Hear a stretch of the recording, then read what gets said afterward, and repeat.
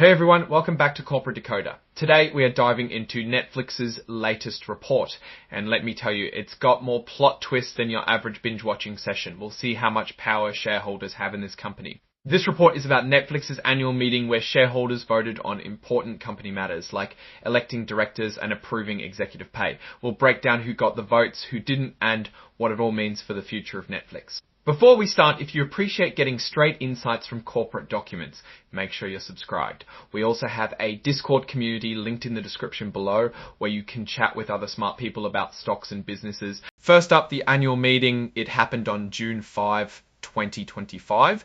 The important date to remember is April 7, 2025, because that was the date to be on the list to vote. Netflix had over 425 million shares eligible to vote, and it looks like over 368 million shares actually participated, either in person or by proxy, meaning enough people showed up to make the meeting official. Now, let's get to the election of directors. This is where shareholders get to decide who sits on the board, which is like the company's governing body. Lots of names were on the ballot, and most of them got a thumbs up from the shareholders. For example, Richard Barton got over 301 million votes in favour with about 30 million against. Greg Peters got over 325 million votes for him with around 6 million voting against. But here's where it gets interesting. J-Hogue received about 71 million votes in favour, but a whopping 259 million votes against. That's a big difference. Because of this, J-Hogue actually offered to resign from the board, but it's not a done deal yet. The company's rules say that a committee will now consider his resignation and make a recommendation to the board. The board then has 90 days to decide whether to accept it or not, so stay tuned for that development. Next, shareholders voted to approve Ernst & Young L as the company's accounting firm for the year. This is pretty standard stuff. Over 362 million votes were cast in favour, with only about 5 million against. Then there was a vote on executive pay. This is where shareholders get to give their opinion on how much the top dogs are getting paid. The vote passed, but it wasn't as overwhelming as the accounting firm approval. About 283 million voted in favour, while nearly 48 million voted against. So there's some disagreement on whether the executives are worth their paychecks. Now let's talk about some shareholder proposals. These are suggestions from regular shareholders on how the company should be run.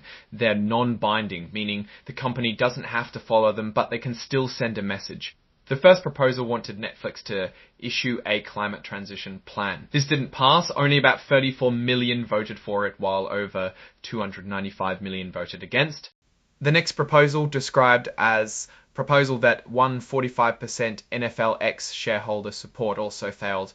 This one got about 139 million votes in favour, but over 199 million against. Another proposal suggested improving the company's code of ethics, specifically around discrimination, harassment and whistleblower protection. This also didn't get enough support, with about 18 million votes for and over 311 million against. Then there was a proposal concerning affirmative action risks. This one got very little support, only about 1.5 million votes for compared to nearly 329 million against. Finally, a proposal asking for a report on charitable giving also failed. It received about 1.6 million votes in favour, while over 328 million voted against.